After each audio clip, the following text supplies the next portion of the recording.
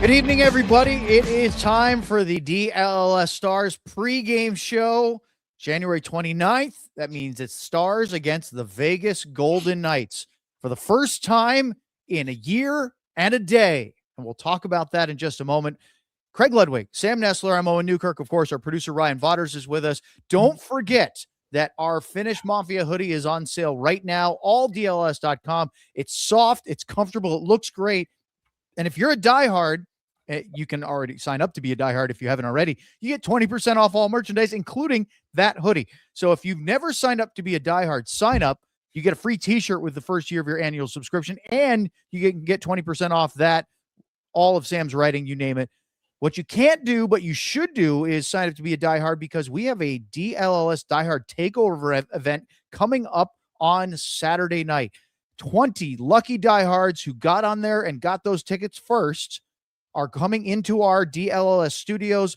The Mavs are playing in Houston. The Stars are playing in Utah. They're going to watch both pre- and post-game shows, hang out during the game. The Mavs are doing a watch-along, and Wild Fork Foods Meat and Seafood Market is catering the event. They have mac and cheese. More excited about them and the food than I am about anything else, although seeing some of our wonderful chat will also be fantastic, especially some who didn't go to the Stars Takeover event a couple months ago. All right, let's get into, to me, the big story, and we'll get to the lineup and everything else. 1 year and 1 day ago, 366 days, was a huge day in this rivalry. Now, we just found out this morning that the Stars and Golden Knights will play each other in the Stadium Series game 2027 in February, so a little over a year from now. Go watch our emergency pod. That's right. Thank you. Go to our website. Go check out our YouTube emergency pod. We talked about them playing at Jerry World, a.k.a. the Death Star, officially known as AT&T Stadium out in Arlington, home of the Dallas Cowboys. Well, they've played each other in 3 playoff series since the Golden Knights came into existence. And then another layer last year in January when Mark Stone dove for a puck right around the Stars' blue line, fell over the leg of Miro Heiskanen and caused a serious knee injury. Heiskanen would miss the rest of the regular season and then into the playoffs before he returned, but he really wouldn't be right until training camp this year. I just wonder, guys, what the ramifications. It's been a long time. It's almost as like they haven't played forever. But Luds, you're a former NHL player for a couple of decades, couple of cups. They have pretty long memories, don't they? Yeah, but listen, Stone didn't intentionally go diving at his knee. To me, this is a little bit different. Back in the day, there were guys that did this kind of stuff on purpose all the time. So that next matchup, if it didn't get settled then, obviously there was something to look forward to. This I don't see any. And again, the game is different now, and I know people still probably believe that it was intentional, but the way that he went at it and the angle he was coming in, he was trying to get the puck, and unfortunately he got Miro's knee. So do I think anything's going to happen in this game because of it? No. That might have been our saddest post-game show. Remember that? We were in the studio and we just were silent watching that. And then we had to go down and try to wait for updates. Everybody was so gloom. That was a tough one. And then no one knew that it would last as long as it did. And that impacted the start of season very, very drastically. And see, and I would, what I should have followed up with, I would say, well, who's going to be the guy that's going to do something to him anyway? Yeah, you have one. Now, if it's good, then the guy that it would probably be Jamie, right? But that's from different history. He already got him. They've already done that. Yeah. Call it even. Well, I'm glad you brought that up, Sam, about it being a dreary sort of glum post-game show, because the Stars actually won that hockey game 4-3. Wyatt Johnston had a hat trick, clinching it with the overtime winning goal at T-Mobile Arena last year. And yet it was overshadowed by the massive injury news to Heiskanen. Were any of those goals on the power play? Believe it or not, no. Oh. He scored a shorthanded goal, even strength, and then 3-on-3. He was a 5v5 guy last year. Smart kid. He knows he gets bigger paychecks if he scores power play goals. Yeah, I think the big one, and the last thing on that, on the knee stuff, was that we talked about it in one of our other shows.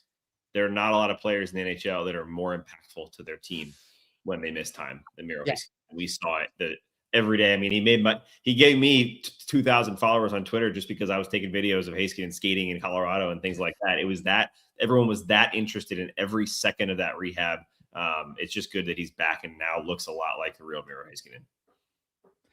All right, let's go. We'll come back around to the power play stuff, Luds, because I have some great clips from Bruce Cassidy that I want to get to. But before we do that, I want to talk about Matt Duchene, and then we'll get into Adam Erne in the lineup, because Duchene, as we've made a lot of deal about the last few shows, scored 2 goals against St. Louis the other night on Tuesday, scored a goal against them on Friday of last week. Now he has 3 goals in his last 2 games. Granted, all against the Blues, but I do feel like that's the stepping stones to get him going this year. Well, that's good, because we play them again in like 3 games from now. Yes, they do. Beautiful.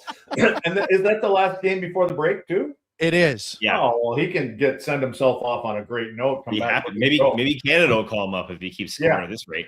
I don't think it has anything to do with it. Matt doesn't really care who it is. I think he just wants to get himself back on track, and that's a good start. And now I do believe that we're going to see, I said this after the game the other night, I do believe that you're going to see where Glenn Gullickson, I'm going to assume that they all start with the lines that they started with last game. And so he's not necessarily going to be playing with the in that top 6. So I would think that you will see times tonight, though, and it may happen early, where he will throw him a bone and put him up there with whether it's Wyatt and Rantanen, or with Robo playing the middle, or some form of having those guys there.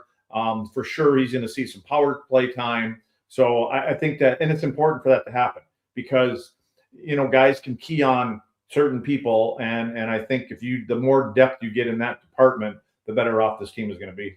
Yeah, one thing with Duchene that I've really admired this season, I wrote about his struggles with it earlier in the year. He was really honest about it, and he's been really honest about it. I've loved how straightforward he's been with this. Every question about his game, whether it's someone saying, you weren't scoring earlier on, now you are, what's going on, or just a question about the recovery, whatever it might have been, he's just given a very similar answer, and that's just straight up honesty. That's, you know what, I had a rough injury and it was tough. I was in a bad spot for a while. Whatever the example is, he goes right into it, and he's not afraid to use that. I don't want to use the word excuse, because that's not what it is. It's reality. And the fact that what he was dealing with was impacting him in such a major way. So he's quick to defend that. Like, when someone on a national reporter says, you weren't scoring earlier, he goes right at it and says, yeah, I was freaking injured with a massive concussion for months and missed half the season. I think that while it may sound like an excuse the way he's saying it, for someone who internalizes so much like Matt Duchene and has taken his mental health to a next level, trying to overcome, the big dramatic buyout, the injury he had after that, it's important for him to just be honest and be able to kind of laugh it off and be like, look, there's a reason for it, and this is not the real me. Sam, did you say concussion? So did he really have a concussion? Yes. I thought he didn't have a concussion. Oh, no, he did not. He did not. Unconfirmed for about, a month? Yeah. And hey, the other thing is, did I hear the other day that after the game the next day, did he have another maintenance day? Yes. Okay, so There you go. Yeah, they're letting him. This is guessing that it has something to do with him being able to do his stuff off the ice. Because I know I think it was before the last one, he went up to his doctor that he saw in the Bay Area. So they are prioritizing his health to make sure they don't push it too far, because we've seen it in the past where you come back and you can push that too far very easily. Yep. And he had I believe it was Sunday, they had a practice where he missed it. They said it was maintenance for a non-injury related. Yeah. And then again, yesterday, Wednesday in Vegas, same thing. So something they're doing to try to allow him to get to his best. What they're saying, he's not being held off the ice because he's injured, but Luds, I think you're on to something there. Yeah. Well, if you're getting a maintenance day just for the hell of it, that's a good deal. I think you're getting a maintenance day to kind of work on something. I believe you told stories about. You believe you told stories about Ludwig not getting enough options to take the option. So sometimes those other guys get the option a little bit more. I never earned the right to have an option. That's a great point right here. Every time Duchene has a maintenance day, he scores. Well, if that's going to happen, don't let him touch the ice for practice. He shouldn't never practice anymore in his career. Agreed. Sam, I want to ask you about your favorite, Ritzy Ritz, Justin Ritzkovian. Take a look at the lines tonight. We'll get to Adam Erne, but Ritskovian played on the top line on the Tuesday night game against St. Louis. Here it is. We expect Ernie to come in for Blackwell. We'll get to him. But what were your impressions about the lines, and particularly Ritskovian playing with Johnston and Rantanen? Yeah, I think we talked about it a little in the post-game show. He didn't really play to his identity. He was +1. He didn't have a bad game by any means, but he was deferring a little bit. He was a little bit hesitant to go to those straight lines that he goes to, right? There were a couple times where he normally would just go full speed into a situation where there was a puck battle or whatever it was. And there was another times where he had the puck and was kind of just quick to look up and say, who do I have to give it to, instead of backhanding it at the net or turning his shoulder and ducking it to the net. Just the little parts of his game. But I fully believe in his ability to play on that line. And I think Lud's brought it up that who wouldn't go into that game thinking, I got to get the puck to Mikko Rantanen if you're a rookie who's getting his first shot playing with two of the better team players in the NHL. So I hope they stick with this today just to give him another chance to, catch your breath. You're playing with these guys. Okay, you got it out of the way. Do it again and let's have an impact. But I also know Luds is right. We're going to see mixing, and we might see it earlier than normal with the Duchesne situation. I think Rich got a little peek at the pay stubs for the top of that line he was on and figured, nope, it's one of these two guys. Well, Adam Ernie's back in the lineup tonight, guys. As I mentioned before, Blackwell will be a healthy scratch. Ernie hasn't played in the last 5 games. The last time he was in the lineup was the 15th of January at Utah, where he only played 622. In fact, he hasn't played 10-plus minutes since December 23rd at Detroit, one of his old teams. So maybe it's because the Stars got a little healthier up front, but he has been one of the guys that has been sort of not the first choice of the 12 to be in the lineup. It's puzzling to me at times because I just think when you come out of games, it's not like he jumps off the score sheet or in any way, but it's the things that he does when he's out there. It's what he does along the wall. It's what he does in front of the net. He doesn't really. You could take him and put him up where Maverick is on that. Let's just say he plays on that right wing with Hintz and Robo. He's not going to change his game, and he's not going to defer. Yeah. He's not going to continue. He will take pucks to the net. He'll go to the net because that's where I think he could play. But I don't think he's going to be up there. I'm not saying that's going to happen. But if you did, he wouldn't be changing his game. And I think that's probably what Gully likes about him. And, I think if he can stay healthy and just continue to play that way, he's probably going to get the same 10, 12 minutes a night. I think they would like that. That way they don't have to lean on too many other guys. But a lot of it is always about time and score too, right? Yep. I mean, you're in a tight game. Yeah, that's just what it's always going to come down to. Yeah, they actually have an interesting situation with their scratches right now. They have, Bashman's kind of in the middle of the two, but they have Colin Blackwell, who we know is a short, fast, quick, penalty killer type of player. And then they have Adam Ernie, who Goldson was very honest this morning, quickly saying, we need size. This is a big physical team. I'm almost surprised they haven't done it more recently because they've played some bigger teams. Even St. Louis is a bigger team than Dallas. Didn't the previous coach say something like that too? I believe he did. A little more size on the wings. Yeah. So I think it's interesting how they deploy it. It's not always just this is a bigger team, put them out there, but Vegas is one of the most physical teams in the NHL. So I think that's a big part of it. Well, it's a milestone night for Adam Ernie. We might call that money on the board, Luds, because he will hit his 400th career NHL game tonight. He has been in the league for a decade with Tampa, Detroit, Edmonton, and now Dallas, plus more time in the AHL, especially early in his career. And he's carved out a nice 10-year NHL career so far, and getting to play 400, I believe, does help with player pensions as well. Well, Owen, when you say money on the board, doesn't Glenn Gullickson have a house in Vegas? I believe he does, in fact. Shouldn't there be a little money on the board for a home win for Gully? Ooh, wouldn't it be? Yeah. I'm thinking, he is a head coach in the NHL. They don't do that anymore, though. They don't do that. No, never. Hey, we have lines. Ritskovian is up top. It's the same. Does it look line. like what we thought?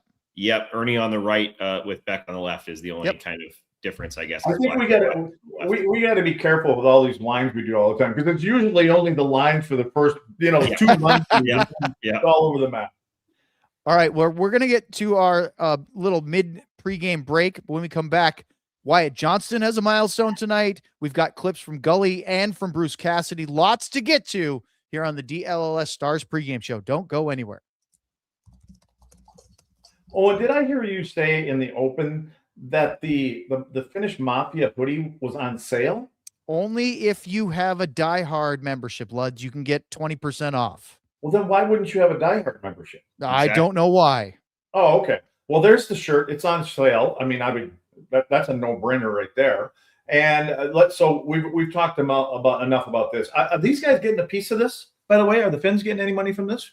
Any kickbacks? They should get a hoodie. There's a shirt that is waiting to be delivered to a certain one of them. It hasn't happened. Yeah, we need a Finnish Mafia hat too. But anyway, let's move on to the hats. And if we could get a live look in, because I know one of the guys on the show is sporting the caddy hat. There it is. There's our live look in, and it's not frozen tonight. It's actually moving. Yeah, Wi-Fi. Yes. And then look better, Sam. You look way better. No, Ryan. Now we've seen enough of Sam and his pillows. And that's the other hat. No, that was good, Sam. That's all. Yeah. The live look at the white one. Good job. Thank you. You know what now, Sam? Now you get to take over. Just go ahead. Beautiful. You know what, Ryan? Can we get a full screen of Luds here?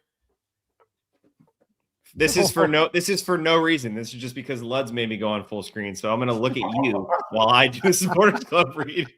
You could be a Supporters Club member so that you get all the cool stuff. You get the exclusive emojis, you get the exclusive badges, and you get all kinds of cool stuff. Luds emoji.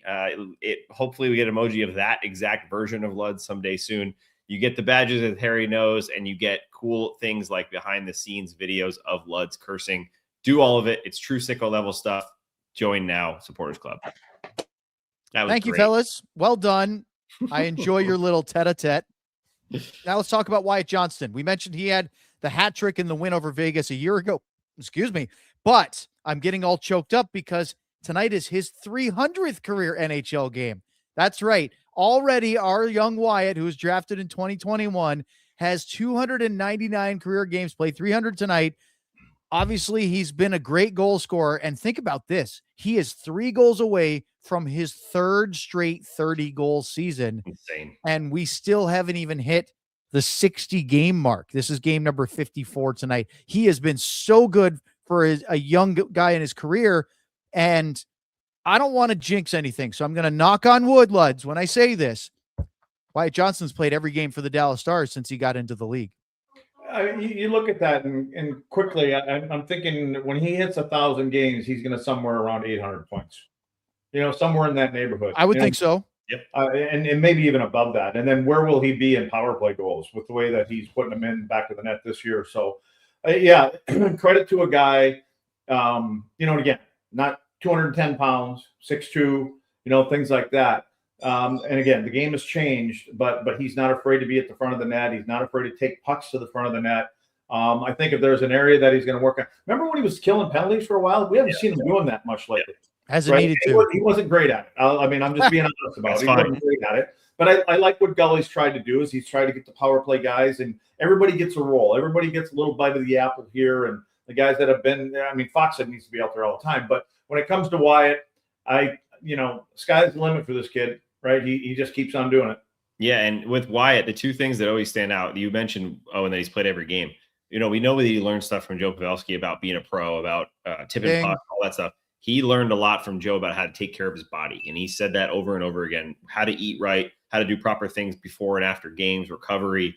And that's shown with what he's doing. The kid's 22 years old. But the funny thing that always stands out to me is he's ruined prospects for Dallas Stars fans and NHL fans, because everyone thinks, Logan Stankoven, oh my God, he's been in the NHL for 20 games. He doesn't have 18 goals. What's going on? It's because Wyatt ruined it for everyone. He's got, as you mentioned, 30 goals every year, basically. And he immediately had an impact after being just a junior player they weren't even sure was going to stay there.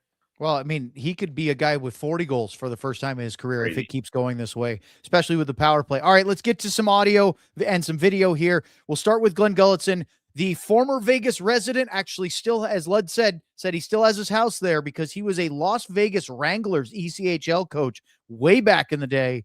Here's what he had to say about facing the Golden Knights tonight. Getting to the interior, the way they play. They're kind of the gold standard of the way, even the way we're defending. Yeah. They're almost the gold standard of it, of keeping things to the exterior and not letting you get inside on them. And they got big bodies, and so they don't give up much. They're very stingy. So I'm expecting that type of game here tonight. Luds, he talked about the gold standard, layered I also think defense, I heard him say even the way that we're defending the house. Do you think they're trying we're to be not more quite like at the gold standard. How does it go? Gold, silver, bronze, right? Or since the Olympics are coming around, yeah, maybe the bronze, but they are not at the gold standard yet. But he's right, but again, I think when you think about it, they've won a Stanley Cup by playing a certain way. They've always found a way to have 6 defensemen that all buy in and play the same way, and now they've added another defenseman. So that'll be a big boost for that team too, having Anderson back there. But I do think that when Gully says that, sometimes you say things as coaches in the media that you want your other players to hear, that you don't have to keep on preaching it to them. So he's making a point by saying this is a team that if we don't find ways to get interior, we're going to spend a lot of time on the perimeter tonight, and it's not going to be a quality night. So I think it's kind of a shout out to the players to say, listen, pay the price to get to the middle of the ice tonight. Be willing to go to the front of the net because we may have to score some ugly goals. All right, let's hear from Bruce Cassidy. He was one of my favorite coach interviews in media sessions. The scrums are not always easy. Sometimes coaches are just trying to do perfunctory answers. I always think that Paul Maurice is one that's great. Depending on his mood, John Cooper can be really good. Rod Brindamore, because he just says what he thinks at all times.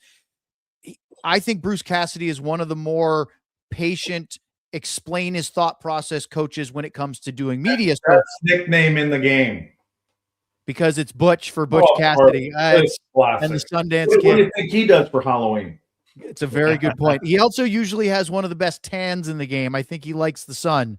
But here is Bruce Cassidy on the Vegas Golden Knights' recent struggles, guys, because as much as Vegas has been good, they're 1-3-1 in their last 5, didn't have a very good Eastern road trip.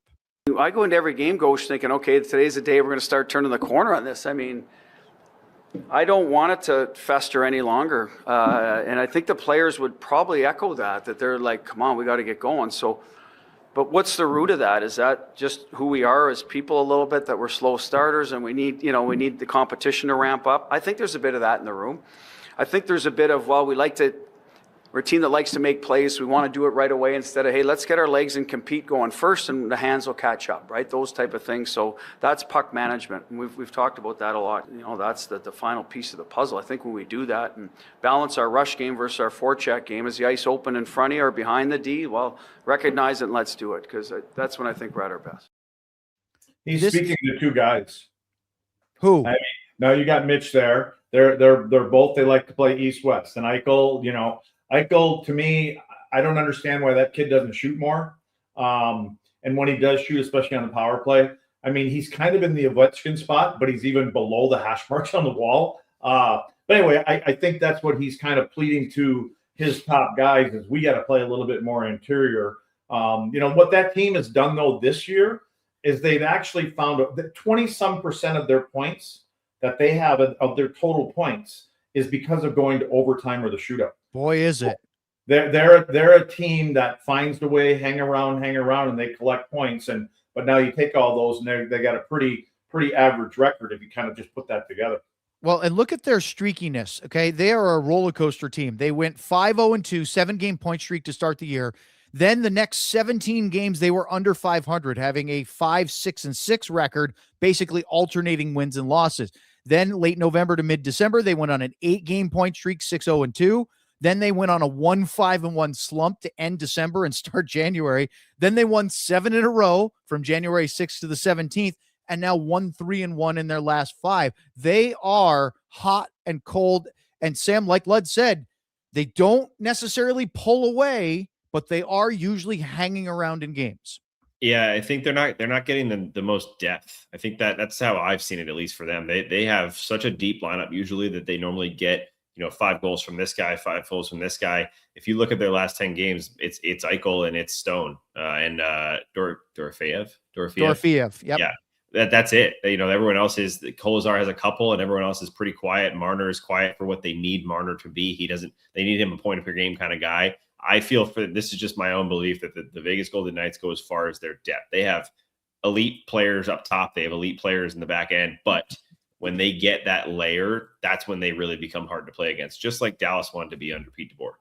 They're also missing Alex Pietrangelo on season-ending LTIR, William Karlsson, Braden McNabb, Carter Hart, Brett Howden, Brandon Saad, and Colton Sissons all out due to injury. They are getting some guys back, but they have not. Look, everybody's been dealing with injuries, but they have not been immune to that at all. All right, so we have two more things from Bruce Cassidy. One is, here's his thought about the Dallas Stars. Well, Dallas is a good team. I mean, they've changed part of their staff, obviously, and I think there's a lot of the same players there that we, when we pre-scout, we see them. Rantanen's there, been all year. Obviously, he was a late addition. That's a guy you got to be aware of. Power play's deadly right now. They're winning games. Goaltending's been solid. I don't know their injury front that well, if they've been nicked up along the way. I'm sure they have, but they're still right there with Colorado and Minnesota, and kind of the elite in that division. So that hasn't changed in 3 years. We've always had good, probably lower scoring games against them for the most part. I think both teams value defense. It just works out that way. So that's what I see with Dallas. So not a lot there, because again, it's been a year since we've seen them, and they did not have Mikko Rantanen, and Vegas didn't have Mitch Marner. But here's something I want to set up for you, Luds, especially because this is talking about the Stars power play and Vegas's penalty kill. And we're going to hear a couple clips from Cassidy, and then I want to let you run with it, because the Golden Knights are 10th in the league going into tonight's game in the penalty kill, but they have the best road penalty kill, 85.9% in the NHL, and they're 26th at home, 75.9, and they'll face a Stars power play that has been heating up again lately. They've scored 2 power play goals in 3 of their last 5 games. Well, here's Bruce on 2 little clips, because with StreamYard, we had to get a little creative. But here's how he's dealing with, how do you deal with the Dallas Stars power play? Well, I'll give you the Ashley, stay out of the box, right? So if we don't have to kill any, so discipline for one. Secondly, is taking care of the middle of the ice. They're good at finding those seams into the middle. They're not a high volume shooting team, so it's not like pound it, box out, recovery, right? They're more of a precision power play, a little bit like us. So they're looking for certain plays. So patience with your structure has to be good. If they keep going around the outside, you can't overcommit and pull yourself out of those good areas so they can get the puck inside, right? We have to stick with it in those situations. And then when you do get your save or turned over puck or a deflected puck, then the clears, right? The clears were excellent, and then lately not quite as good, and that contributes to more time in your end. So those are always important as well. So, but mostly it'll be discipline and patience of not giving them what they're looking for. Make them take a shot from more the outside, as opposed to in the heart of our kill or the backdoor east-west play. Maybe it's an elbow shot, maybe it's something from the top, and then saving a clear, and that's what we're hoping to do. Luds? It's not going to work. Three things. I'll just go back to his very original comment about stay out of the box. Well, no shit. No, really? I mean, that's one way to shut their power play down. Yep. The last thing with the clears, well, no shit. Get them down the ice. We don't want to give them a second opportunity. Like a couple no-brainers. Every other power play. And then exactly what they're saying is like, we're not going to let the leading power play guy get them shots away. So we're going to their box or however their triangle, how they want, it may just be tighter. And we've seen the one crack in that theme is number 96, because that guy doesn't need a big seam, and the guy that he's trying to get it to there doesn't need a little more time and space. Very unlike a lot of other players in the league. Wyatt finds a way to get that off his stick. Rantanen puts in the right spot. And then the third problem is, if you want to take Wyatt away, that means Robo's going to find some place to be. Yep. And so that's when Rantanen is able to the look away. Rantanen never looks at his primary target. He looks someplace else. He tries to sell that message, but he already knows where he's going with the next one. I think if you're trying to get the Stars to shoot from the outside, you're up the paddle without a river, or up the river without a paddle, because they are not going to do that no matter what you try. But the good news is, Sam, that's what they want to do, because the clock, when you're on the power play, the clock is your enemy. Oh, yeah. Time is ticking away, and as we know, when it starts getting down there and you start out with them 2 minutes and next thing you know, you're down to 25, 30 seconds. And that, don't think that they're going to try to do something on their entries too. I mean, Butch is a pretty smart guy. They're probably going to find ways to take that little tic-tac-toe thing away on the entries, because every time you clear it, it's 10 to 15 seconds off the clock. So I think that's why he's talking about the clears. I mean, every time you go down there, we're taking 10 to 12 seconds off the clock by the time they get back. All right, before we go, let's just take a quick look at the Vegas lineup. Their forwards, obviously, this will be our first look with Mitch Marner playing against the Stars as a Golden Knight. Interesting because of injuries that Marner's playing in the middle versus wing, or maybe that's the way they wanted to do it. But Marner, having Eichel, Marner, and Hertl as their top three centers is pretty impressive down the middle, at least. And then on the defensive side, they did add Rasmus Andersson now. They are missing, of course, Alex Pietrangelo was a big miss. But Cassidy said today they're really hoping that Hannafin and Anderson can rekindle their Calgary pairing because they like what Lauzon has done with Theodore. I would say as far as Marner being in the middle of the ice, he's a little bit like Duchesne for me, because he likes to gravitate to the walls and he wants to get pucks to those guys, especially Dorofei. The kid can shoot. I mean, I think he's leading their team in goals, 20-some goals, but that he's a shooter, and that makes sense because they did have Eichel and Marner playing together in the beginning, and they didn't want to give the puck to each other, and they didn't give it to anybody else. So now they figured that out, and so they got a couple puck distributors there. Eichel shoots a little bit more, but they've got a good squad. I mean, they're a sound team, and you look at this game. I mean, is it going to be a 2-2, 3-3 game? Probably 2-1. I don't think it's going to be a high-scoring affair, No, but maybe will 2-1. surprise us. But I think they're going to try to limit things. Did they get a little bump out of the announcement today in that building, or not really? They'll probably do something for it, I would Yeah. imagine. I just think it's so far away that they talked to a bunch of players on both the Stars and the Golden Knights, and all the reactions were excited, but a bit muted because it's 13 months from now. Yeah. All right, Ryan, let's say goodbye to everybody for the pregame show with our goalie matchup card. Adin Hill versus Jake Oettinger for Craig Ludwig, Sam Nessler, and of course, Ryan Vaughters. I'm Owen Newkirk. We'll see you right here post-game on DLLS. Believe that they are going to crush these guys tonight. We all silly like